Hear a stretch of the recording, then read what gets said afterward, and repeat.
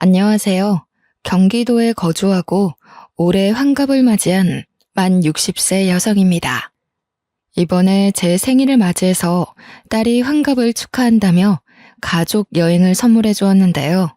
환갑이라는 나이가 요즘 들어서는 그리 늙은 것이 아니라고는 하지만 딸과 함께 제주도 여행을 갔다 오며 생일을 보내니 감회가 남다르더라고요. 예전에는 잘만 오르던 언덕과 산도 이제는 무릎이 쑤시고 허벅지가 덜덜 떨리는 것이 몸이 많이 늙긴 늙었구나. 예전과는 다르구나 하고 느꼈네요. 제주도 좋다는 말만 들어봤지 저는 처음 가보는 거였어요. 그 말로만 듣던 제주도를 가보니 눈이 탁 트이면서 냄새부터가 확실히 다르더라고요. 한라산에 간신히 올라가서 그 풍경을 내려다보는데 그런 생각이 들더군요.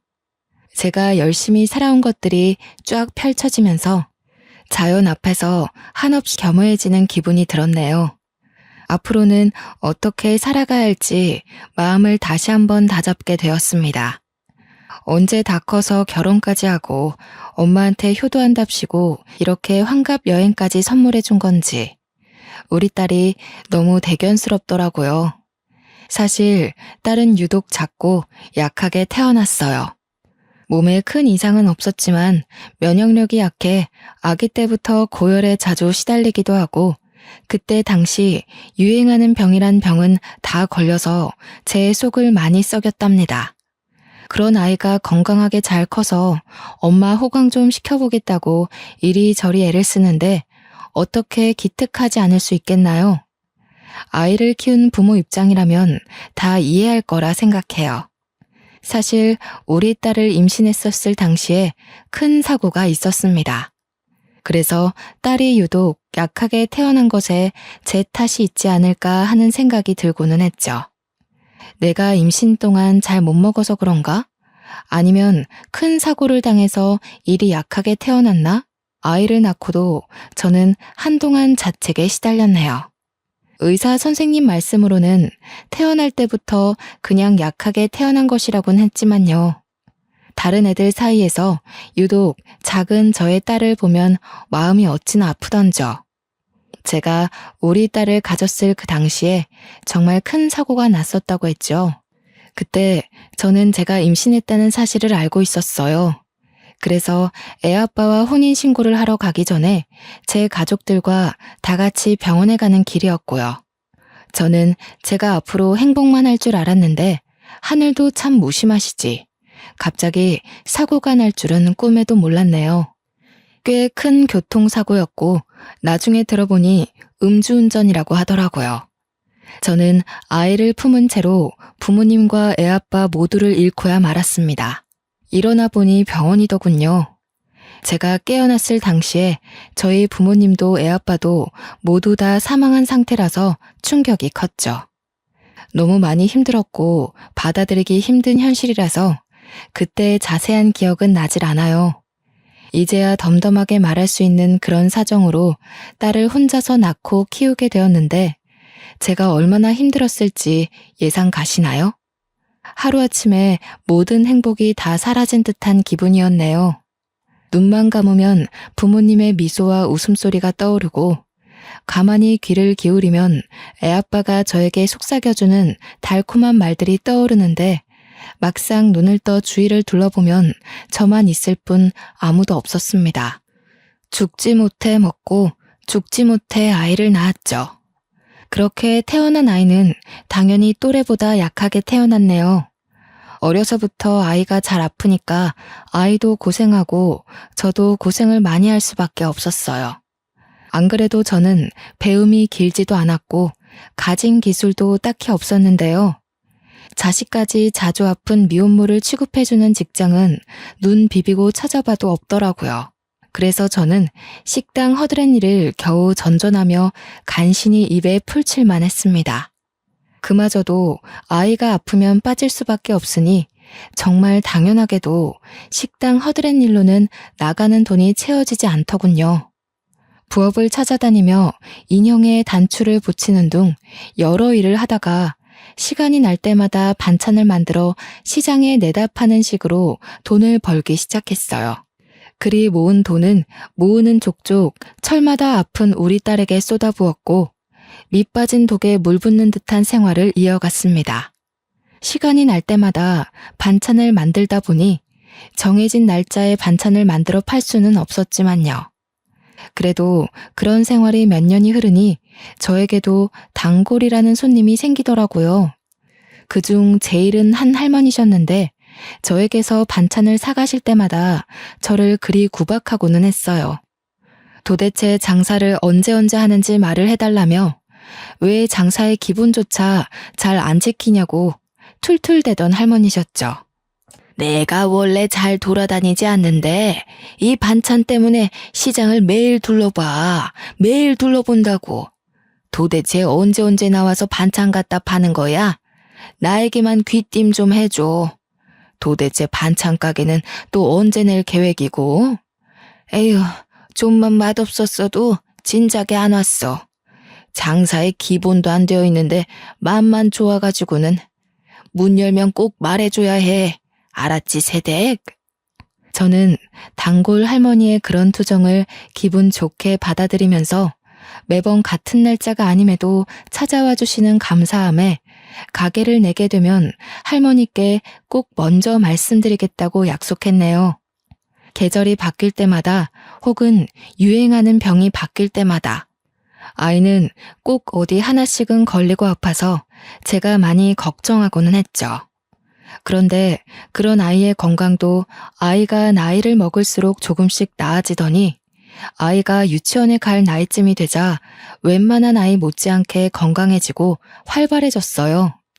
전처럼 매일같이 아프지 않자 저도 덩달아 시간적 여유가 생기더라고요. 저는 아이가 유치원에 들어가기 전에는 반찬 가게를 내든 직장을 구하든 어떻게든 자리를 잡아야겠다고 생각했습니다. 지금처럼 식당에서 허드렛일하고 길거리에서 하루 이틀 불규칙적으로 장사하며 지낼 수 없다는 생각이 강하게 들었거든요. 이리저리 사방으로 정보를 알아보며 면접도 몇 번이나 보았지만 현실은 그리 녹록지 않았네요.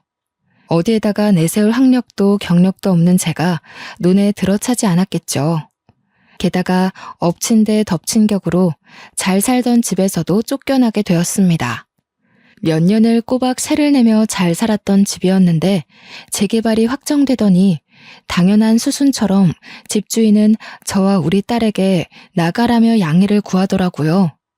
물론 바로 내쫓지는 않아서 시간이 아직 남아있기야 했지만 모아둔 돈이 많지 않아서 그 집을 나오고 나면 아이와 함께 당장 지낼 곳이 없었어요. 단기간 모텔에서 지낸다고 해도 모텔에는 제대로 된 주방이 없으니 그나마 잘 팔던 반찬도 제대로 못 만들게 되는 거니까 여러모로 머리가 아팠네요. 직장을 알아보랴, 집을 알아보랴. 그리 바쁘고 복잡한 와중에도 시간은 잘 가서 어느덧 아이가 유치원에 갈 시간이 가까워지더라고요. 아이는 이제 유치원을 오가며 유치원 생활에 적응하고 있는데 저는 그때까지도 괜찮은 직장도 거주지도 못 얻은 상태였어요. 잠시 머무를 집도 없고 부탁할 가족도 없고 돈도 없으니 정말 앞이 막막하고 캄캄하고 이보다 더 힘든 일이 있을 수 있을까 싶을 정도였네요. 사고로 가족을 잃고 혼자 아이를 낳아 키우며 힘든 일이 참 많았는데요. 이때는 진짜 극복할 수 없는 벽을 마주한 기분이었어요. 어떻게든 먹고 살아야 하고 책임질 아이도 있으니 인생이 안 풀리는 만큼 더 열심히 살려고 발버둥을 쳤습니다. 아이는 일단 유치원에 보내놓고 반찬을 만들어 시장에 갔죠. 반찬을 열심히 팔면서도 현실의 괴로움에서 빠져나오지 못하고 있는데 단골 할머니는 그날도 어김없이 오셨더라고요. 좋아하는 연금 무침을 집으시면서 계산하시더니 늘 그랬듯이 또 언제 오냐고 물어보셨어요. 반찬 가게에 낼 거라면 꼭 얘기하라는 이야기로 마무리를 하시는데 평소처럼 웃으며 넘기려다가 이게 마지막일 수 있다고 말하게 되었네요. 어르신, 매번 찾아주셔서 정말 감사해요. 그런데 저도 자주 오고 싶고 반찬 가게도 내고 싶은데 상황이 여의치가 않네요. 어쩌면 오늘이 마지막일 수도 있겠어요. 머무를 곳은 없고 직장은 번번이 떨어지고 지금까지는 어떻게든 괜찮았는데 이제는 정말 반찬 만들 곳도 없어질 것 같아서요. 그래도 그간 감사했어요. 에? 무슨 일인데 그리 심각하게 못 온다 말을 해. 자 좀 말해봐. 내가 도울 수 있으면 도와주고 싶어서 그래. 오랜만에 입에 맞는 반찬 가게를 찾았다 했더니 이게 웬일이다냐? 제가요, 지금 세를 내고 살고 있는데요. 그 집이 재개발된다고 해서요. 곧 나가야 하는데 아이를 홀로 키우기도 하고 아이가 자주 아팠어서 돈을 못 모아놨어요. 그래서 갈 곳도 없고 돈도 없고 직장을 구해도 저 같은 사람을 뽑아주지는 않더라고요. 어쩌겠어요. 일단 모텔이라도 들어가 묵어야 하는데 그러면 반찬을 못 만들 것 같아요. 단골 할머니는 제 말을 유심히 듣고는 저보고 해결해 줄 수 있다고 당당히 소리치고는 오늘 장사 접고 그대로 본인만 따라오라고 말씀하시더라고요. 제가 그 말에 당황해서 예? 하고 되묻기만 하자 남은 반찬은 본인이 다 살 테니 걱정하지 말고 따라오라면서 제 손을 잡고 어디론가 향하셨어요. 어찌저찌 단골 할머니께 끌려가 도착한 곳은 시장에서 얼마 벗어나지 않은 4층짜리 동네 건물 앞이었는데요. 1층에는 작은 동네 슈퍼마켓이 있고 그 위로는 간판이 붙어있지 않은 걸로 보아 사람들이 사는 집으로 보였어요. 단골 할머니는 그 건물을 가리키며 당당하게 말씀하시더라고요. 내가 여기 건물 주인인데 이 슈퍼마켓도 운영 중이었거든. 이젠 몸이 늙어서 슈퍼마켓을 정리할까 생각 중이었는데 마침 잘 됐다. 새댁이 여기 들어와서 반찬 가게를 내. 슈퍼 한쪽에 방이 따로 또 있어서 살 수도 있고 유치원이랑도 가깝고 나름 괜찮을 거야. 월세는 따로 안 받는 대신 반찬으로 줘. 알고 보니 단골 할머니는 건물을 몇 채나 보유하고 있던 부자 할머니셨어요. 그중 한 건물의 1층 자리에 동네 슈퍼마켓을 운영하고 있었는데 그 슈퍼마켓을 정리할 예정이었다며 그 자리에 반찬 가게를 내라며 저에게 돈도 안 받고 내어주시겠다고 하시는 거예요. 대신 본인이 좋아하는 반찬을 알려주시면서 맛있게 만들어달라고 하시는데 너무나 감사했어요. 염치를 아는 사람이라면 이런 제안을 거절하거나 월세를 제대로 주겠다는 이야기를 했어야 하지만 저는 이것저것 따질 수 있는 상황이 아니었기에 염치불구하고 단번에 단골 할머니의 제안을 수락해 얼른 그곳으로 이사를 했습니다. 슈퍼마켓이었던 1층을 반찬 가게로 바꾸는 과정은 생각보다 많은 게 필요했어요. 모든 걸 새로 바꿔야 했고 설치해야 할 부분도 많았죠. 인테리어는 그렇다 치고 기본적인 틀부터 새로 해야 했기에 만만치 않은 돈이 필요하더라고요. 제가 모아둔 돈을 거의 다 쏟아붓고도 모자라 단골 할머니께서 도와주신 후에야 반찬 가게로의 탈바꿈이 가능했었네요. 심지어 단골 할머니는 슈퍼 안쪽에 있던 방을 개조해 저와 제 딸이 같이 살 수 있는 공간으로 만들어주셨어요. 그렇게 단골 할머니가 하시던 동네 슈퍼마켓은 저의 반찬 가게가 되었고 반찬 가게에 딸린 방은 저와 딸의 집이 되었습니다. 할머니는 반찬 가게 건물의 3층에서 살고 계셨는데요. 저는 너무나 감사한 마음에 할머니가 좋아하시는 반찬을 늘 정성껏 요리하고 매번 집으로 갖다 드리며 할머니와 저와 딸이 모두 함께하는 식사를 자주 하고는 했어요. 할머니는 그만하고 너도 좀 쉬라며 저를 말리시기도 했지만 하루 세 끼 모두 같이 못 먹더라도 한 끼는 같이 먹을 수 있게 노력했고 그렇게 우리 셋은 점차 가까워져만 갔네요.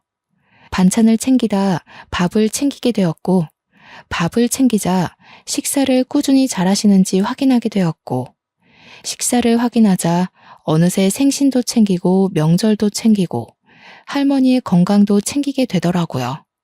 단골 할머니도 처음에야 그만 좀 하라며 저를 타박하듯이 말씀하셨지만 단골 할머니께 익숙해진 저는 그게 단골 할머니만의 애정 표현이라는 것을 눈치 못 챌 리 없었네요. 그리 아니라고 말씀하셨지만 단골 할머니는 많이 외로우셨나 봐요. 그리고 딸을 혼자 키우고 있던 저도 많이 외로웠나 봅니다. 피가 이어지지는 않았지만 매일 얼굴을 마주보며 밥을 먹으니 가족 같더라고요. 저는 언제부턴가 단골 할머니를 어머님이라 불렀고 제 딸은 단골 할머니를 할머니라고 부르게 시작했어요.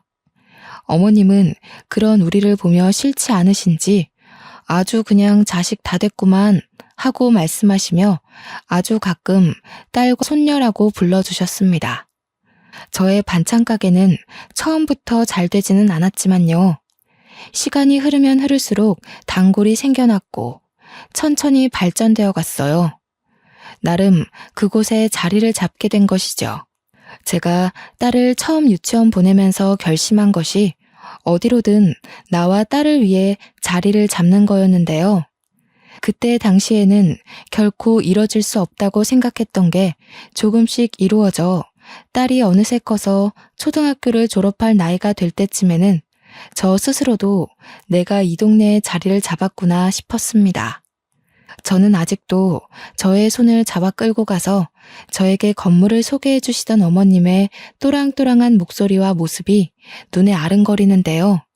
그리 정정하시던 어머님은 어느새 많이 늙어 잘 걷지도 못하시고 기침을 자주 하시더라고요. 저는 그런 어머님을 최대한 정성스럽게 보살피고 있었죠. 요즘 따라 어머님이 늙으신 티가 더 나는 것 같아 건강에 좋다는 것은 모두 해서 먹였어요. 다행히 어머님도 제가 만든 요리들이라면 편식 없이 잘 드시곤 했네요. 그날도 똑같았어요. 그날도 늦은 저녁까지 가게 문을 열고서는 저는 어머님께 바로 갖다 드릴 생각으로 보양식과 기침에 좋은 생강차를 만들고 있었어요. 재료 선택부터 손질, 조리 등등 하나부터 열까지 오로지 저의 정성이 다 들어간 요리라서 제가 반찬 가게에서 파는 반찬들보다 더 정성을 쏟게 되더라고요. 땀을 뻘뻘 흘려가면서 만들다 보니 어느새 마감 시간은 훌쩍 지났고 너무 늦어지는 것 같기도 하고 이제 생강차도 마무리만 하면 돼서 가게 문을 닫으려 밖으로 나갈 때였네요. 간판 불을 끄고 주변을 정리하고 있으니 깡마르고 어린 학생으로 보이는 어떤 여자가 저에게 말을 걸더군요. 저기요, 혹시 이 반찬 가게 오늘 영업 끝났나요? 오늘 꼭 사고 싶은 반찬이 있는데 괜찮으시다면 잠시 열어주실 수는 없으신가요? 그 여자분이 저에게 굉장히 미안해 보이는 모습으로 손끝을 매만지며 말을 하는데 어쩔 수가 없더라고요. 그리고 그 여자분은 며칠 전부터 마감 바로 전에 오셔서 반찬을 구매하시던 손님이라 제가 기억하고 있던 손님이었어요. 마침 떨이 반찬도 몇 개 남아 있었고 생강차도 완벽히 마무리된 상태는 아니라 제가 생강차를 다 마무리할 때까지 둘러보시라고 하고 저는 생강차에 신경을 기울였네요. 만든 생강차를 유리병에 옮겨 담고 설거지까지 마치자 여자가 조심스레 계산을 요청하더군요. 계산을 해주려는데 여자분이 굉장히 머쓱한 얼굴로 떨이 반찬 하나만 내미는 거 아니겠나요? 대수롭지 않게 계산을 해주고 포장을 해주려는데 며칠간 봐왔던 여자의 모습이 순간 머릿속을 스치더라고요. 그러고 보니 늘 그랬어요. 떨이 반찬은 만든 당일에 안 팔려서 폐기 전에 파는 반찬이라 웬만하면 평소보다 더 저렴하게 팔거든요. 거의 재료값만 받으면서 파는 정도인데 이 여자분은 그마저도 고민하다 하나만 사가고는 했었죠. 그게 딱 생각이 나면서 괜히 마음이 쓰이던데요. 결국 나머지 떨이 반찬도 다 가져가라 하고 같이 포장해 주었네요. 여자는 저에게 너무나 감사해하며 고개를 연신 숙였고 여태까지 그랬듯이 다음 날에도 그 다음 날에도 저의 반찬 가게를 마감 시간 전에 들리며 떨이 반찬을 하나씩 사갔습니다. 그때마다 저는 떨이 반찬을 몇 개 더 얹어주거나 가끔은 미리 하나 빼놓은 고기 반찬을 얹어주기도 했네요. 왜 그랬는지는 저도 잘 모르겠어요. 그냥 예전에 입에 풀칠만 하던 제가 생각이 나더라고요. 그렇게 몇 달이 흐르고 이런 상황들이 서로에게 익숙해진 날이었어요. 그날도 저는 두부조림 반찬을 미리 하나 빼놓고 있었죠. 여자가 와서 떨이 반찬 하나를 구매하자 매번 그랬듯 습관처럼 떨이 반찬과 두부조림 반찬을 같이 포장해서 건네주는데요.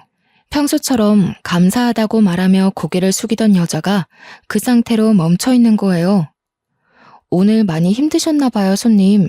어디 불편하신 곳 있으세요? 괜찮으세요? 제가 뭐 도와드릴 게 있을까요? 제가 당황해서 괜찮으세요? 하며 말을 거니까 여자는 욱욱거리면서 울음 참는 듯한 소리를 내더니 갑자기 막 우는 거 아니겠어요? 눈물이 어찌나 샘솟던지 휴지를 갖다 줘도 끝나지 않더라고요.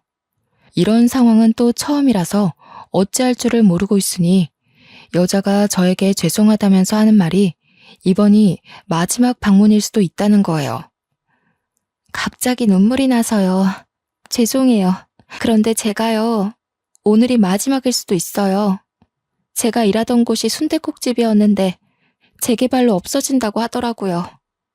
일할 곳이 없어졌는데 제가 오늘이 마지막 근무였어가지고 그래서 그간 너무 감사했는데 눈물이 갑자기 저도 모르게 나가지고요. 그동안 너무 감사했어요. 경황 없이 줄줄 흘러나오는 여자의 말을 잠자코 듣고 있었는데 어린 사람인데도 사정이 참 딱하더라고요. 여자는 고등학교를 졸업하자마자 애를 낳으면서 부모와 연을 끊었다고 해요. 애아빠는 본인이 책임지겠다더니 혼인신고하기로 한 전날 도망갔다고 하고요. 그래서 주변의 도움 없이 현재 3살짜리 아기를 혼자 키우는 중인데 일할 곳 찾기가 너무 힘들었다고 하더라고요. 다행히 좋은 순댓국집 사장님을 만나서 여태 순댓국집에서 일해왔는데 재개발로 순댓국집 건물이 없어지게 되었다고 그러네요.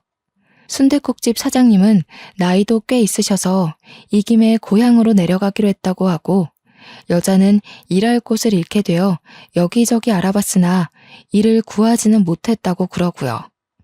오늘이 마지막 근무였다고 하면서 앞으로 이쪽으로 올 일이 거의 없을 것 같다며 오는데요.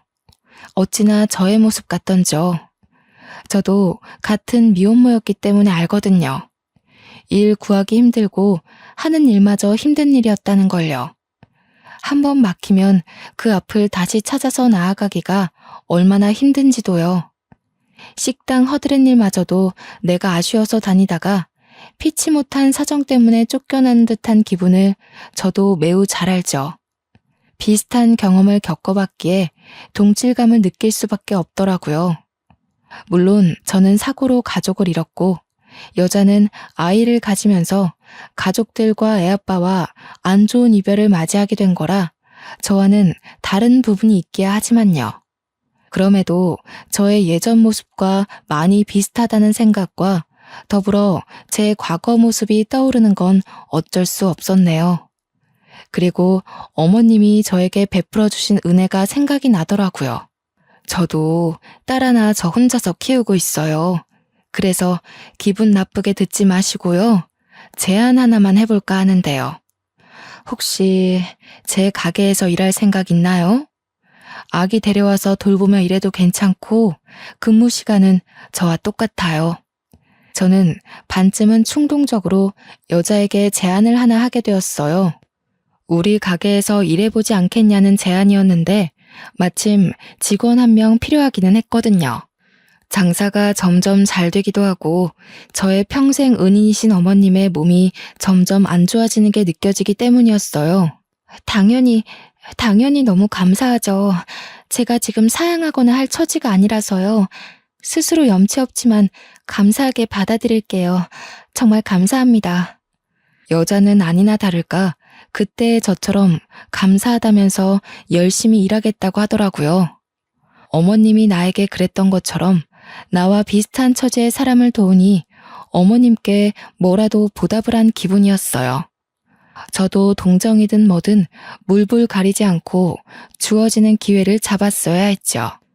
여자는 바로 다음 날부터 부지런하게 나오기 시작했어요. 여자 출근할 때 늘 아기를 데리고 왔는데 아기는 반찬 가게에 딸린 저의 집에 두고서 저와 여자 둘이서 번갈아 가며 신경을 써주기도 하고 둘 다 일해야 하는 바쁜 시간이면 가게에 두고는 바로 옆에서 지켜보며 일을 하기도 했죠. 어떨 때는 어머님이 내려와서 심심하다며 돌보아 주기도 하고 저의 딸이 가끔 가다 아기가 귀엽다며 친구와 놀지도 않고 놀아주기도 했습니다. 어머님은 처음 여자를 봤을 때 그리고 아기를 봤을 때 혀를 한번 차시더니 저에게 네가 그럴 줄 알았다 하시더라고요. 어머님은 저에게 칭찬인지 아닌지 헷갈리는 말을 해주시기도 했어요.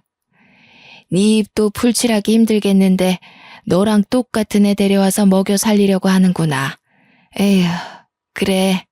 사람이 서로 도우며 살아야지 뭐 어떡하겠니. 잘했다.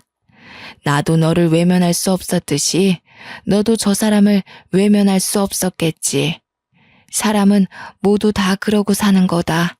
저 사람도 나중에 누군가를 도울 수 있겠지. 어머님이 저를 도와 새 인생을 살게 해주셨듯이 저도 여자를 도와서 여자가 새 인생을 살 수 있게 해줄 수가 있을까요?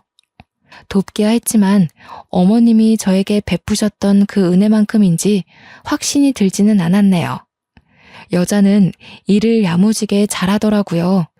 무엇이든 먼저 나서서 배우려고 노력하고 제가 특히나 신경 쓰는 재료의 신선도나 청결에 관한 부분에도 귀신같이 알아채고 신경 쓰기도 하고요. 한번 알려준 것은 다시 안 알려줘도 될 정도로 습득 또한 빨랐습니다. 여자 덕분에 제 일이 많이 수월해졌죠.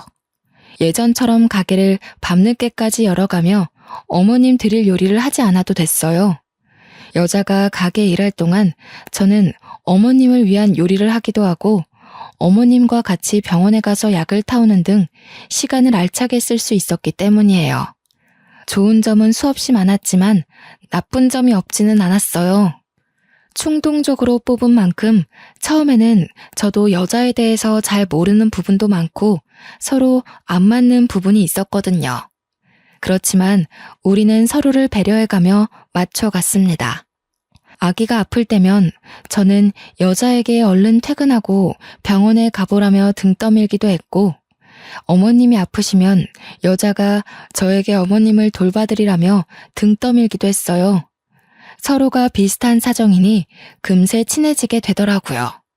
어머님과 저, 그리고 우리 딸까지 셋이서 먹던 저녁은 여자와 아기를 포함해 5이서 먹게 되었고요. 처음엔 어색해하던 어머님도 싹싹한 여자의 태도에 적응을 빠르게 하셨어요. 저 혼자 요리하고 설거지하던 것도 여자와 둘이서 나눠서 하니 착착 진행되고 얼마나 수월하게 끝나던져. 여자에게 도움을 주려고 같이 일하자고 한 행동이 되려 저에게 도움이 되는 듯 했네요. 피가 이어진 가족은 아니지만 끈끈한 인연이 닿았다는 생각이 들었어요. 마치 어머님과 저 그리고 여자는 엄마와 자매 같다는 또한 잠시나마 했습니다. 어머님도 북적북적한 분위기가 싫지 않아 보였어요. 오히려 어린 아기까지 있으니 힘이 더 넘치시는 듯 보이기도 하셨네요. 그런 상황에서 여자가 저를 잘 따라줘서 얼마나 고맙던지요. 그렇게 1년이 지났을까요? 잘 모르는 남에게 도움이 되려 했던 저는 오히려 행운이 굴러들어온 것 같았네요. 시간이 지날수록 친해져서 제 딸은 여자를 이모라고 부르며 좋아하게 되었고 아기는 제 딸을 누나라고 부르는 사이가 되었어요. 단골 할머니인 할머님은 아기와 내 딸의 할머니가 되어주셨고 저와 여자, 어머님은 어느새 가족이 된 듯 싶었습니다. 그렇게 아무런 반전 없이 행복하기만 했다면 얼마나 좋았을까요? 예전에도 제 인생에 행복이라는 게 찾아온 듯 하다가 결국 한순간의 사고로 가족을 모두 잃었단 말이에요. 이번에도 저는 막연한 행복을 꿈꾸고 있다가 찬물을 거하게 맞아버렸습니다. 그날은 어머님의 생신이셨어요. 원래는 저녁을 대부분 다 같이 먹었는데요. 그날은 가게 문을 일찍 닫고서는 다 같이 점심부터 맛있는 밥을 먹으려고 했어요. 몇 안 되는 기쁜 날이고 어머님 건강도 날이면 날마다 안 좋아지시니 저는 그 하루를 정말 좋게 보내고 싶었습니다. 미래의 오늘을 떠올리면 정말 행복하게 식사했었지, 어머님께 좋은 추억 선물해드렸었지 자신할 수 있게끔 말이에요. 안 그래도 어머님은 감기로 골골대시던 터라 몸에 좋다는 반찬은 다 만들었던 것 같아요. 어머님이 워낙 좋아하시던 연근무침은 물론 속 편하게 드실 수 있는 전복죽도 만들고 생신이시니까 미역국도 만들고 조기도 실한 놈으로 구해다가 구웠죠. 미리 준비해 놓은 생크림 케이크에 초를 꽂고 부르쳐서 생일 축하 노래도 불러드렸습니다. 뭐 이런 걸 쓰냐며 고깔모자를 흉보시던 어머님은 결국 고깔모자를 쓰고 박수를 치면서 우리들의 생신 축하 노래를 즐기시더라고요. 그리 거대하지 않고 소박한 잔치였지만 우리는 모두 행복하게 웃었던 기억이 나요. 어머님은 케이크도 조금 먹기도 하고 제가 만든 전복죽과 미역국을 몇 술 뜨시다가 잠이 온다며 누워 낮잠을 주무셨어요. 그리고는 그대로 다시 깨어나시지 않은 채 눈을 감으셨습니다. 처음에는 정말 믿을 수가 없더라고요. 어머님은 그냥 편안하게 침대에 누워서 눈을 감고 계셔서요. 딱 보았을 때도 낮잠을 자시는 것처럼 보였거든요. 어머님이 잘 주무시는 걸 계속 확인하면서 방을 왔다 갔다 오가고는 했는데 도대체 언제 돌아가신 건지 짐작을 할 수도 없었네요. 그저 저는 저녁 먹을 때가 되어서도 일어나시지 않아서 어머님을 깨우러 들어갔던 것 뿐이었는데 그게 어머님과의 마지막이었을 줄 정말 누가 알았겠어요. 정말 행복하게만 보내고 싶던 좋은 날에 좋게 가셨으니 이 정도면 잘 가신 거야 싶다가도 눈물을 줄줄 흘리며 돌아가신 게 아니라며 부정하게 되더라고요. 가족을 잃고 다시 만나게 된 가족이었는데 허무하게 잃어버린 것 같았죠. 멍하니 어머님의 장례식을 치르는데요. 어머님이 아프셔도 코빼기도 보이지 않던 어머님의 아들이란 사람이 찾아오더라고요. 그러면서 아주 당당히 상주 자리를 차지하던데 저는 그 앞에서 말 한마디 할 수가 없었어요. 혈연으로도 서류상으로도 어머님의 가족은 바로 그 사람이었으니까요. 어머님의 다른 가족들도 많이 왔는데 저는 너무 허탈하고 화가 나더군요. 어머님이 살아계실 때나 잘할 것이지 죽고 나서야 저렇게 많이 오면 뭐합니까? 누가 봐도 얻어먹을 것이 있어서 온 게 아주 뻔했죠. 심지어 장례식이 제대로 끝나기도 전에 벌써부터 유산 문제로 자기들끼리 소리치며 싸우기까지 하더라고요. 네가 여기 어디라고 찾아오길 찾아와. 당신 줄 거 하나도 없어. 당장 저리 가지 못해? 우리 엄마 재산 탐나서 여기까지 찾아온 것 같은데 제발 상관 말고 감히 넘보지 말고 여기에서 나가. 알겠어? 어머님께 제가 몇 년을 붙어 있으면서 단 한 번을 찾아오지 않는 가족을 보고는 대충 예상하기는 했었지만요. 이렇게 콩가루 집안이라고 생각하지는 못했는데 막장 드라마에서나 볼 법한 말을 서로 주고받으며 싸우더라고요. 저는 그런 와중에도 눈칫밥 먹어가면서도 3일 내내 장례식장을 조용히 지키고 있다가 저의 집으로 돌아왔습니다. 여자는 그런 저를 배려해 주듯이 아무런 말도 없이 혼자서 반찬 가게를 운영해주고 제 딸도 돌보아 주었어요. 본인도 장례식에 오고 싶고 어머님 옆을 지키고 싶었을 텐데 늦은 밤에 잠깐 와서 얼굴만 비추고 간 것이 다였습니다. 그 말없는 배려가 너무 고맙더라고요. 덕분에 어머님을 아무런 걱정 없이 보내고 올 수 있었거든요. 매일 어머님의 밥과 반찬을 챙겨드리기는 했었지만요. 그것 말고는 별다른 것을 해드린 게 없어서요. 그렇게 어머님을 보내니 마음이 너무 헛헛하더라고요. 제가 좀 더 열심히 살아서 제가 받은 은혜만큼은 어머님께 꼭 보답하고 싶었는데 어머님도 떠났고 그냥 모든 것이 너무 늦어버린 것 같아 슬프더군요. 며칠 내내 어머님의 집에서 생활하며 멍하니 있으니 딸도 그렇고 여자도 그렇고 저를 많이 걱정해 주었습니다. 조용히 다가와서 저를 꽉 껴안아 주기도 하고 밥을 먹으라며 숟가락으로 밥을 한가득 떠가지고는 입에 대주기도 하더라고요. 그러면 저는 기계처럼 밥을 먹고 어머님 집을 청소하면서 어머님의 남은 빈자리를 확인한 듯한 생활을 이어갔죠. 일주일이 지났을까요? 한 달이 지났을까요? 달력조차 보지 않고 흘려보낸 시간이 많아 가늠조차 할 수 없더군요. 어머님의 집에서 냉장고 정리를 하다가 제가 드렸던 연금 무침을 보는데요. 어느새 곰팡이가 쓸어 있더라고요. 어머님은 제가 만든 연금 무침을 워낙에 좋아하셔서 한 번도 남기신 적이 없었는데 떠나신 어머님의 냉장고 속 연금 무침에는 하얀 곰팡이가 여러 군데 피어 있었어요. 그게 정말 뭐라고 눈물이 마구 나던지 그대로 주저앉아서 펑펑 울었습니다. 참았던 감정을 다 쓰고 나면 후련하다고 하잖아요. 저도 참았던 눈물을 다 쏟고 나니 후련하더라고요. 이대로 멍청하게 살 수는 없다 싶었어요. 어머님도 그런 것을 원하시지는 않을 것 같았죠. 기운을 내서 슬픔을 견디며 반찬 가게 문을 열었는데요. 타임이라는 것은 참 신기하더군요. 변호사라는 사람이 찾아와서는 저에게 말했습니다. 안녕하세요. 혹시 땡땡 반찬 가게를 운영 중이신 김미영 씨 맞으십니까? 권미자 씨 관련해 잠시 드릴 말씀이 있는데 시간 괜찮으신가요? 어머님 이름까지 거론이 되는데 자리를 어찌 피할 수가 있겠나요? 당연히 시간 괜찮다면서 가게에 딸린 저의 집에 들어가 잠시 이야기를 나눴죠. 그 변호사님이 어려운 법률 용어를 써가면서 말씀하시다가 제가 잘 못 알아들으니까 굉장히 쉽게 풀어서 설명해 주시더라고요. 그러니까 어머님은 사망하시기 전에 유서를 작성하셨다고 해요. 어머님은 본인이 아프실 때마다 아프다고 자식들에게 연락을 하시고는 했는데요. 자식들은 그런 어머님의 연락을 받지도 않고 한 번을 찾아오지도 않았어요. 어머님은 그런 자식들에게 많이 서운해하시고 또 많이 괘씸해하셨나 봐요.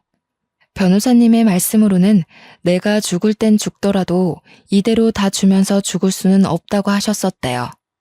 아무튼 어머님의 유서에 작성된 바를 따르면 어머님이 저에게 반찬 가게 건물을 물려준다는 것이 명시되어 있다고 말씀하시는 거예요. 그러면서 반찬 가게가 있는 이 건물이 나의 것이라며 무슨 서류를 주시고는 서명을 받아가셨습니다. 자세히는 모르겠지만 서류상의 모든 절차가 순조롭게 끝이 날 예정이니 걱정하지 말라고 말해주시더라고요.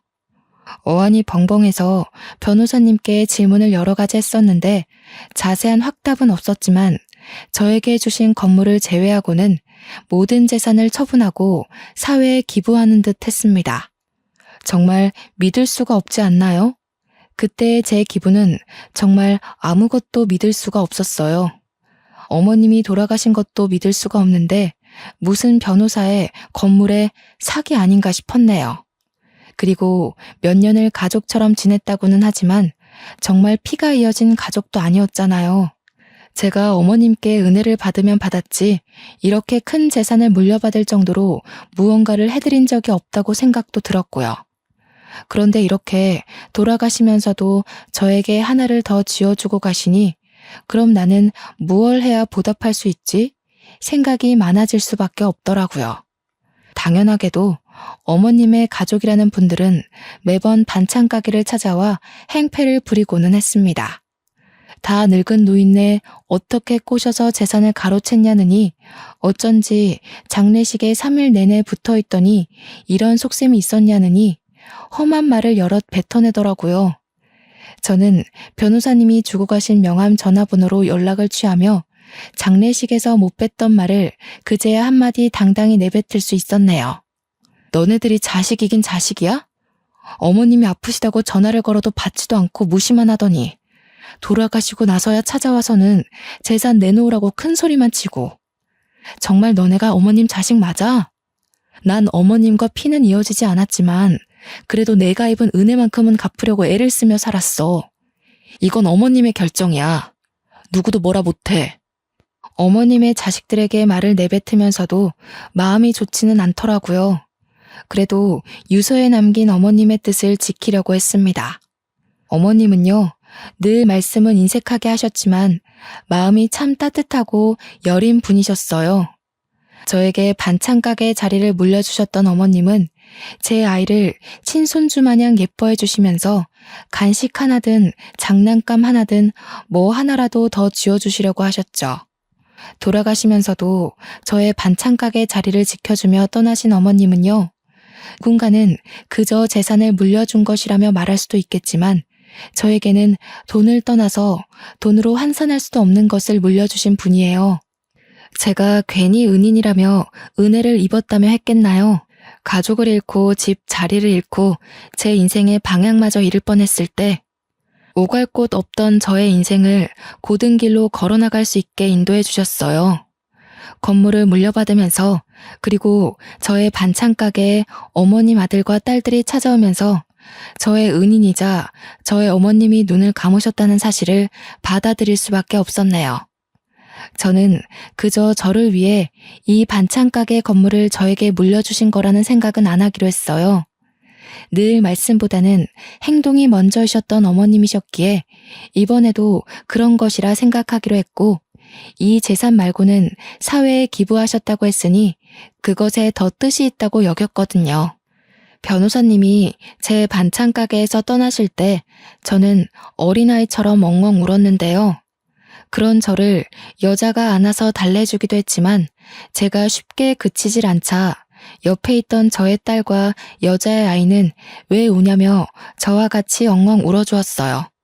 그렇게 펑펑 눈물을 쏟아내면서 저는 다짐한 게 하나 있습니다. 바로 어머님께 부끄럼 없이 살 거라는 다짐이에요.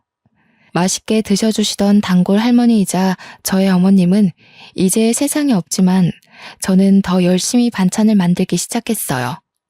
다행히 열심히 하면 할수록 감사하게도 손님들의 반응이 좋더라고요. 일에 매달리면서 어머님에 대한 그리움을 덜어내려고 애를 썼네요. 그렇게 저는 여자와 함께 가게를 운영하면서요, 반찬 가짓수를 늘리는 데에 만족하지 않고 때로는 반찬을 따로 더 만들어 도움이 필요한 분들께 나누어 드리기도 하고, 시간을 내어 오갈 곳 없는 분들에게 아침 식사를 무료로 제공하기도 하며 뜻깊은 일들을 하려고 했습니다. 아무것도 모르는 남들에게 베푸는 게 말이야 쉽지 정말 쉽지 않더라고요. 동네에서는 아무것도 받지 않고 나눠주려고 하는 저를 이상하게 쳐다보기도 하고, 때로는 왜 본인은 공짜로 안 주냐며 뭐라 하시는 손님분들도 계셨어요.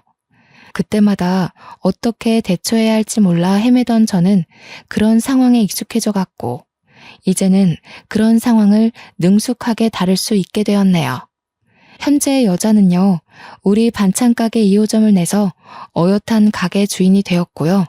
아직도 저에게 감사하다는 말을 하고 있어요. 이제는 워낙 친하기도 하고 그 정도는 아니라고 생각해서 부담스럽기도 했는데, 생각해보니 저에게 어머님 같은 존재가 있듯이 여자도 저를 그리 생각하는 것 아닐까 싶더라고요. 어머님 같은 사람이 되는 게 저의 인생 목표가 되었기에 여자의 감사 표현 또한 감사하게 생각하기로 했죠. 그 어렸던 여자의 아기는 어느새 대학생이 되어 종강만을 기다리고 있어요. 시간이 진짜 빠르게 지나갔죠. 아기는 저를 이모라고 부르는데요. 가족과 같은, 아니 가족이라고 부르는 게 당연한 사이가 되어 잘 지내고 있습니다. 우리 딸은 몇 년 전 의사를 만나서 작년에 결혼식을 올렸어요. 둘이서 어찌나 알콩달콩 깨붙고 사는지 자연스레 마음이 놓이더라고요. 그리고 저는 아직도 그 자리 그대로 반찬 가게를 운영하면서 어머님을 위한 반찬을 만들고 있답니다. 그러고 보니 이제 곧 어머님의 제삿날이 다가오고 있네요. 올해도 정말 맛있는 식사를 대접해 드릴 생각에 기분이 설레이고는 합니다. 저는 앞으로도 여자와 잘 지내면서 여자뿐 아니라 도움이 필요한 다른 사람들에게도 어머님 같은 존재가 되어 살고 싶어요. 그게 바로 저에게 반찬 가게 건물까지 내어주신 어머님의 마음이라 생각하거든요. 저에게 베풀어 주신 은혜를 잊지 않고 잘 간직한 채 저 또한 베푸는 것이 이번에 제주도에 여행 가서 또 한 번 다짐한 마음이랍니다. 제가 이렇게 말하면 제 딸은 또 저런다며 싫어하고는 해요.